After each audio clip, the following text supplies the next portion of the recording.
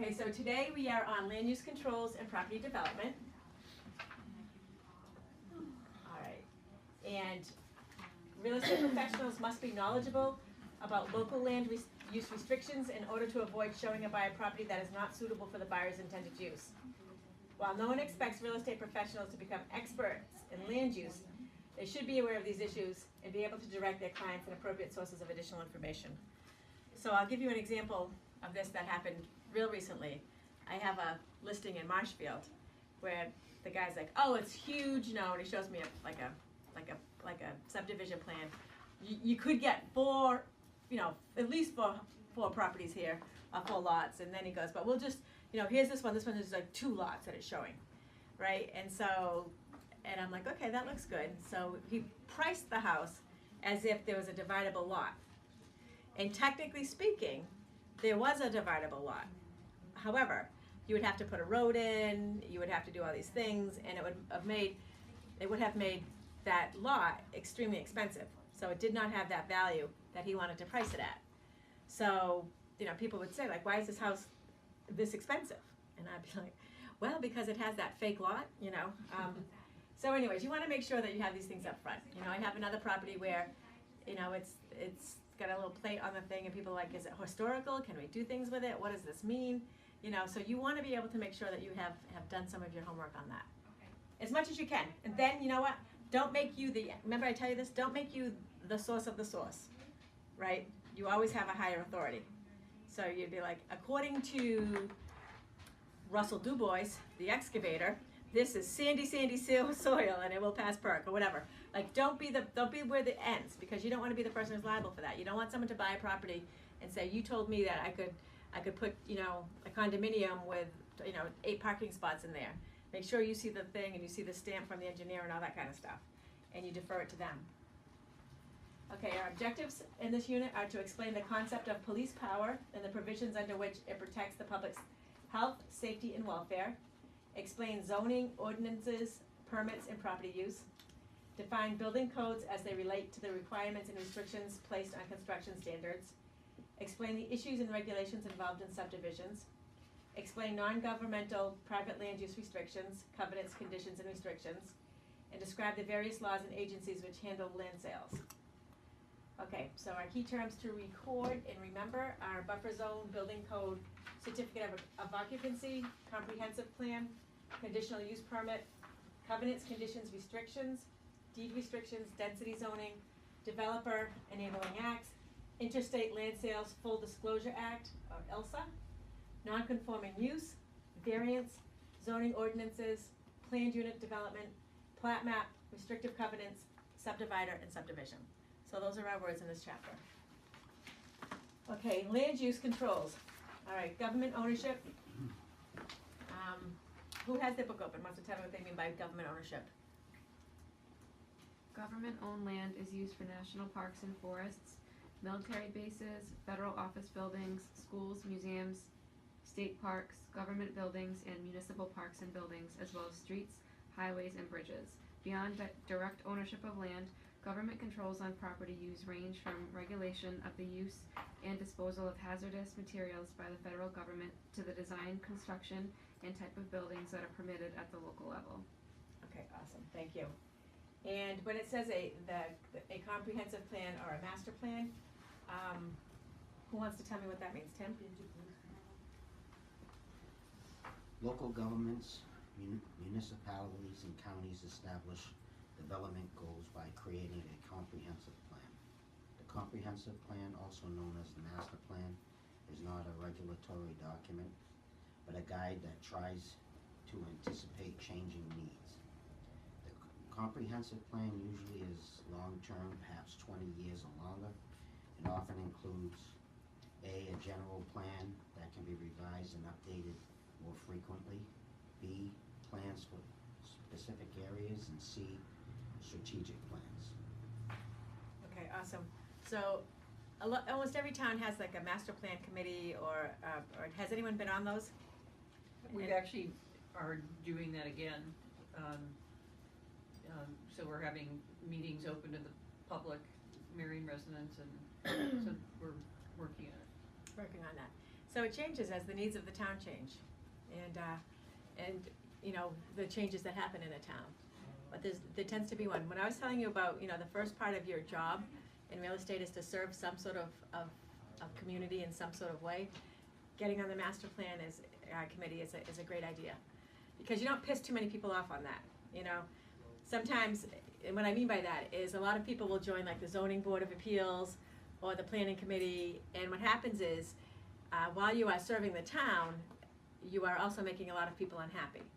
You know, so it sometimes does not help you in your real estate field, because they attach you to the town. And they start to, you know, if they're angry at the town, they're angry at you by default. So the master plan's a nice, safe one. I did the school committee for a while, and at first I thought that would be the best, because, you know, and it ended up being that a lot of people didn't like us either. So I regrouped on that one. Okay. So the zoning, the classifications, as far as, you know, residential, commercial, general business, general use. Hi, how are you? Good, how you doing? Good. So different towns will call things different things, and they'll have different meanings. So you want to know what they mean and what the town means by them. You know, like sometimes commercial, industrial, general use, mixed use, they can have different meanings and nuances. So try not to assume something. You know, Sonia and I have a listing in New Bedford, you know, that is, I think, zoned, is it mixed use? 3388? Mr. Agais? Yeah. Yes. So it's mixed use, and so we've had a lot of people that will come to us and have different requests on what they can do with it. And, you know, we had to check all of them, because we weren't sure. Like a school for autism, could we put that in there? Was it considered a health thing, or was it considered an education? You know, and there was some different kinds of things that had. So you don't want to make, again, you do not want to be the source of the source that sends somebody on a track that they will not be able to do. Sorry, Sonia? You and I need to sit down because you ran into a snag about knocking the building down. Okay, all right, awesome. By the Of way, course he did. Speaking of, So this is another one, you know, like they say, well, I'm going to say this, and this is going to like date people in here. Does everybody know who Gilligan's Island is? Mm-hmm. And the 3-hour tour? Yeah. This is like the 3-hour listing. You know, it lasts for like years. Okay. Ordinances, there are different ordinances in towns and different guidelines of what are in place. You need to be a community expert, okay? Or if you can't be a community expert, you want to, like for example, if your sphere of influence and if your niche is in one community, you want to be that community expert. If you are branching out, and I think like Paula has 50% of her business is out of a certain area, so when she takes a listing in an area that she's not a community expert on it, she needs to do her homework, go to their website, find out those kind of things, and also who to contact to have them be the source of the source, right? Because she doesn't want it to land on her. So permits, non-conforming lots. There's a state law, a state statute, I guess, I'm not sure, in Massachusetts, where if you have 2 non-conforming lots that are owned by the same person that are attached, and they own them for a certain period of time, then the state makes that one lot that is not, which is conforming. But a lot of people don't know that. They think they've got 2 lots, they go to sell it, and you go and you get 2 buyers, and then the town's like, oh no, we combine that. And I'm like, it doesn't show it on the field card. And they're like, oh yeah, it doesn't matter. It's the state law, and I think it's chapter 40. Can you just separate it though at that point? What? Can you separate it though at that point? You can't, because now they're non-conforming. You could with a variance if they would give you one and you had a compelling case for it. And sometimes there is a compelling case, but oftentimes there is not. So isn't it contiguous land? it's contiguous land, yeah, of non-conforming lots. So what you'd want to do, oh gosh, if you had if you were earlier in your communication with that person and they were taking that land, you would have them take those non-conforming lots and have one be one name, like the owner of one be one name and the owner of the other one be another name, because then now they would still be grandfathered and they would not be combined. So, but nobody knows that until they go to sell it and they're like, I got 2 lots, and I can't tell you how many times we've been, well, more times than we should. We did not learn.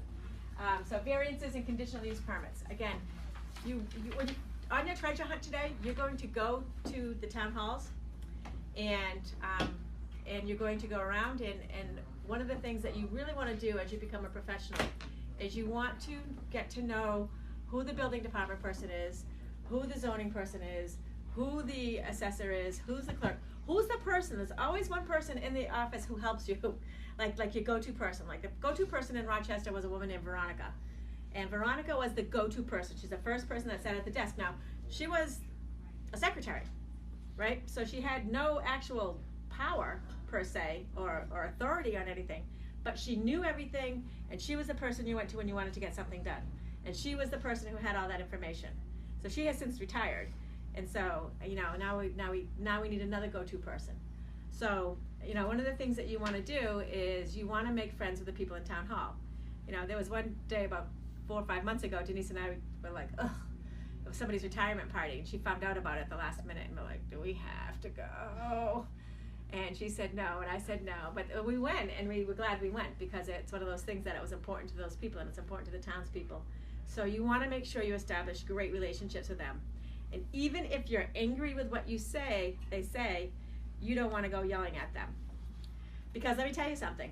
I was at last February, I was at a ski mountain, and I got a call from the person from the town hall saying one of somebody was yelling at him. And I'm like, what? You know what I mean? So they tell on you, okay? So, and then variances, conditional use permits, and then zoning hearing boards. So there's processes that you go through, and if there was a zoning issue, there'd be a hearing board that would hear it. Okay, building codes. Building codes and certificates of occupancy. So on new buildings, new builds, I should say, you need a certificate of occupancy before people can move in. There are different building codes that pass. When you go to sell something and they have done some work on the house, you really want to do your due diligence and find out what kind of permits and stuff they have out and see how they've done on getting them satisfied, okay? So what you don't want to have happen, and which happens a lot, especially if it's not like, for example, we sold a house that the people have been living in for, 10, 12 years, and when they bought the house, they took out some permits, right? They were gonna, take down a wall, they were changing over a bathroom, and all that kind of stuff. Well, they never went back and got those permits closed. So there were these open permits. So, 10 years later, a different building inspector later, they're coming back and they're trying to have to go back and get these things satisfied, okay? So you need to check it. If you have an order of conditions on a property, they have to be satisfied before you can pass papers. So there's a lot of things that you want to check at the town. And again, you're not getting that deep into it on your treasure hunt today. You've only got 1 hour to do your treasure hunt. But you're going to go and you're going to actually physically put yourself into a town hall to see what they're like. And ADA considerations. Hoyt and I had this conversation yesterday about, different buildings when you're doing renovations, what you're going to need in order to have compliance with the Disabilities Act. So there's a lot of things to think about. And I don't want to scare you guys, right? Because you're going to have a manager wherever you're working, and that manager is going to help you. And the people around you are going to help you with this. So it's not like you have to know all of this.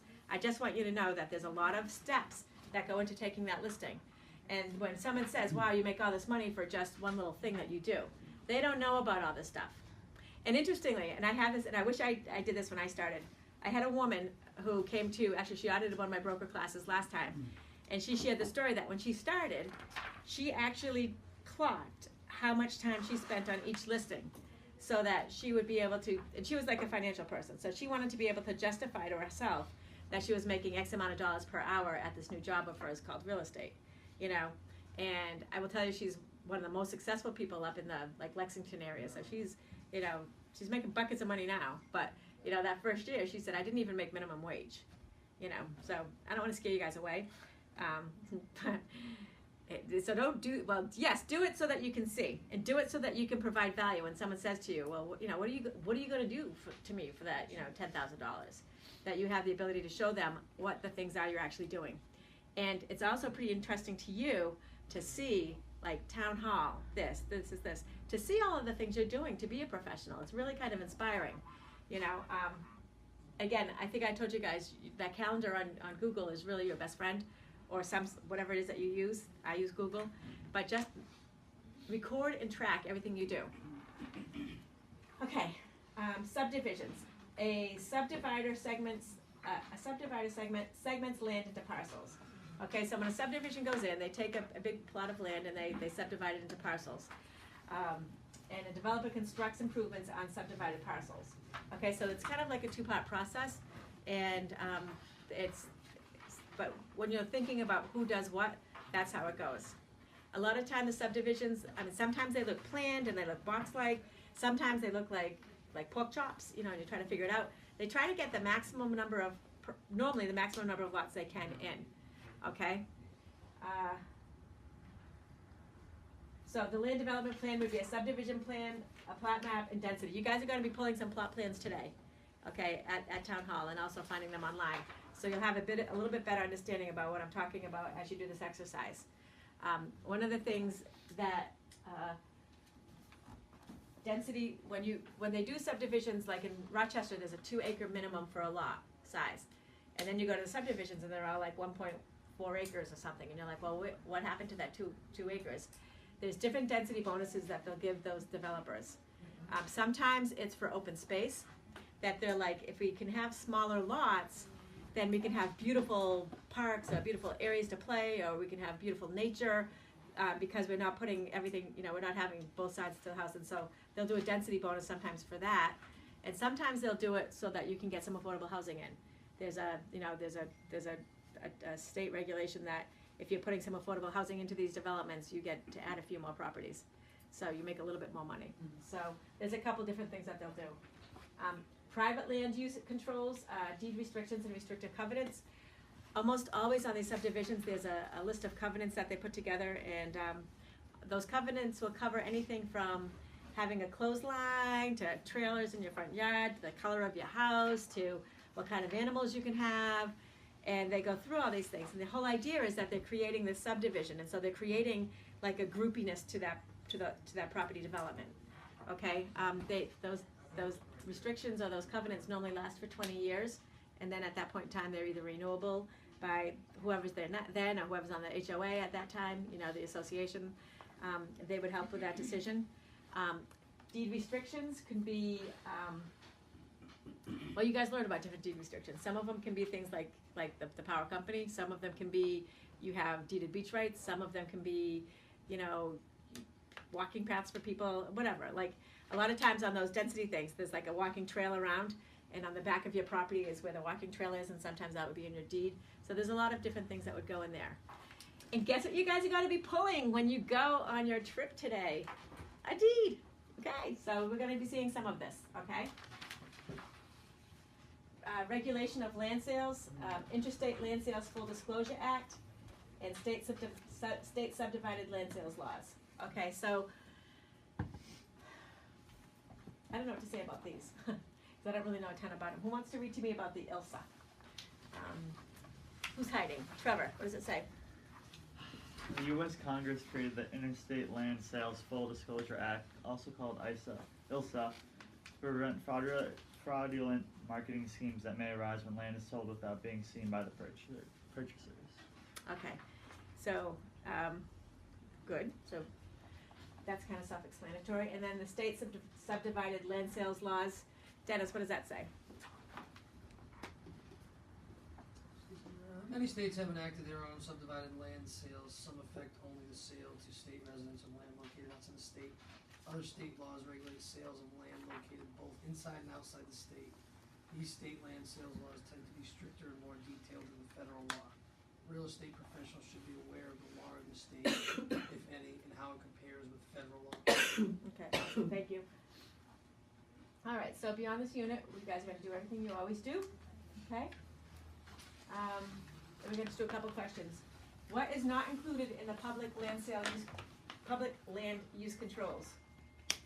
Subdivision regulations, covenants, conditions, restrictions, environmental protection laws, and comprehensive plan specifications. Covenants, conditions, and restrictions. Anybody else have another thought? I think it's C. Yeah, see. B, environmental protection laws. This says C is Yeah. environment. Yeah, that was Set on it, on the front.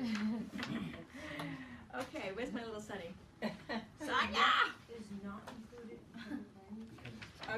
so, It's easy for me. okay, all right, hold on 1 second. Well, environmental is better.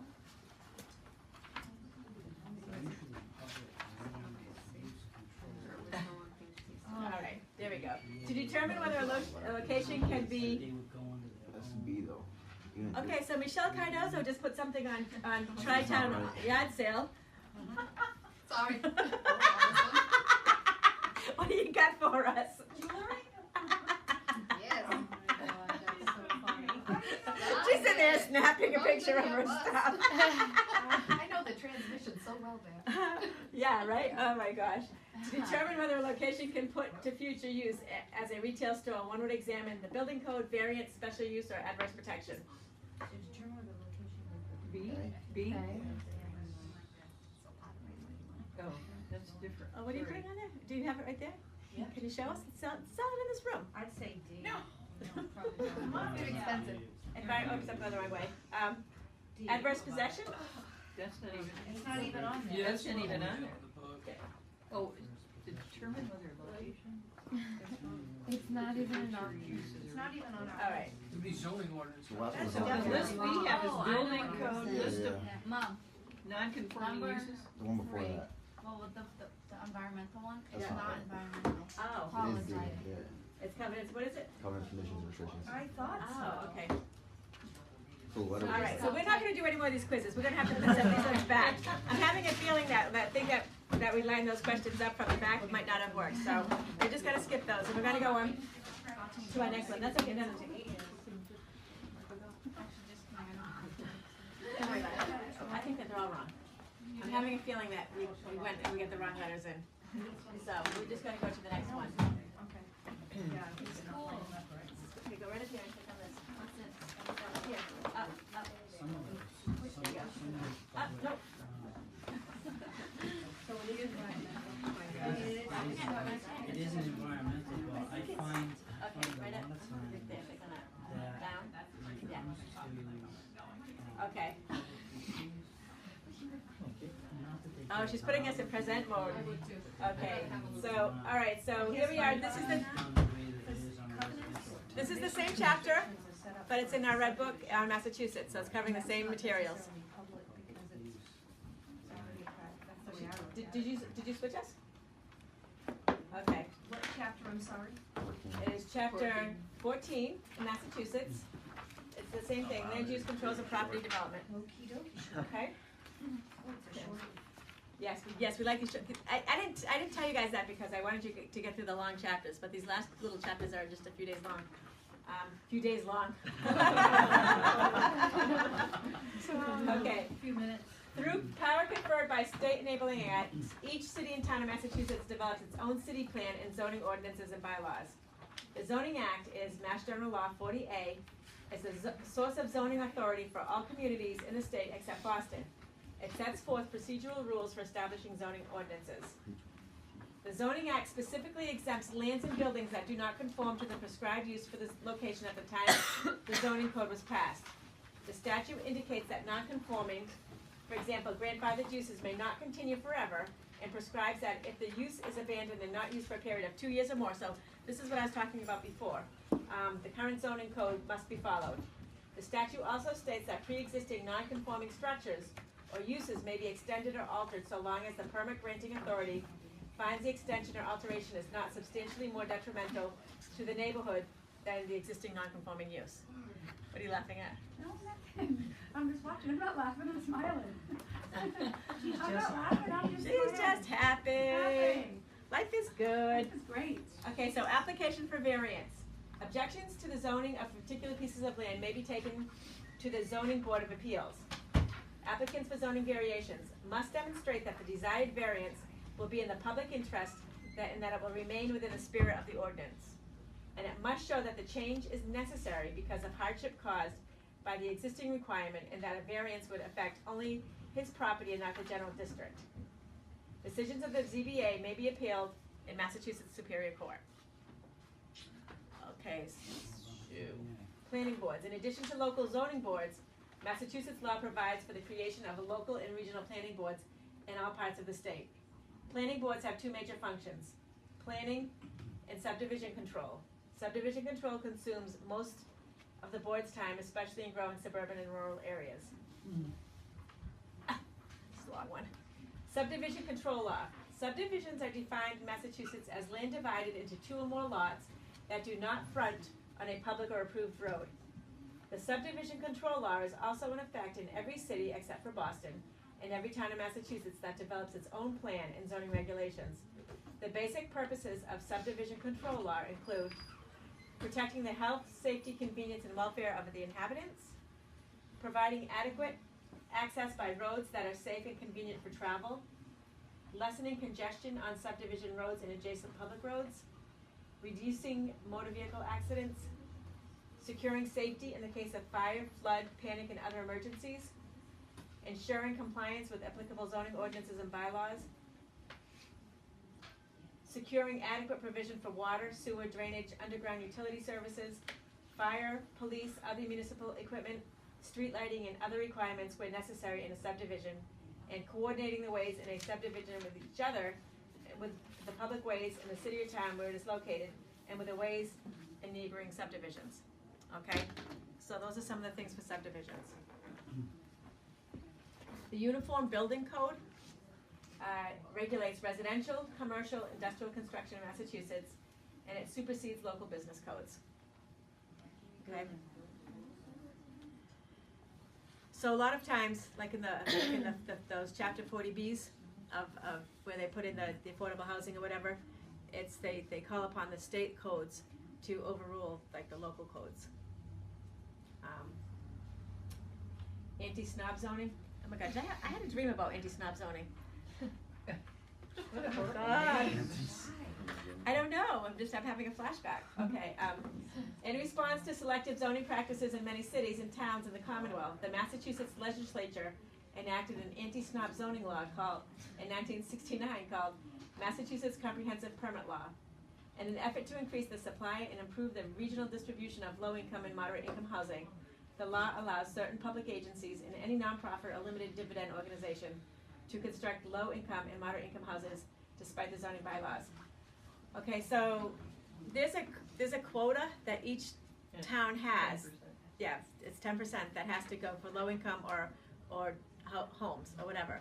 And historically, this area does not meet that 10% quota, which is why those 40Bs can come in and create their affordable housings and change the density bonuses and all that kind of stuff because we don't have. Went We through don't- that in Marion,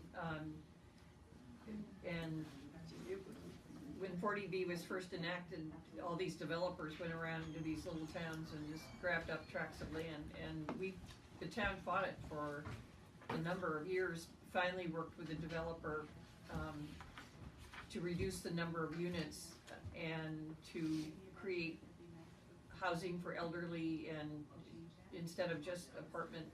But it's really going to put a lot of pressure when it's completed on we have one elementary school and already there's been an increase of about 30 kids and it's not even fully built yet.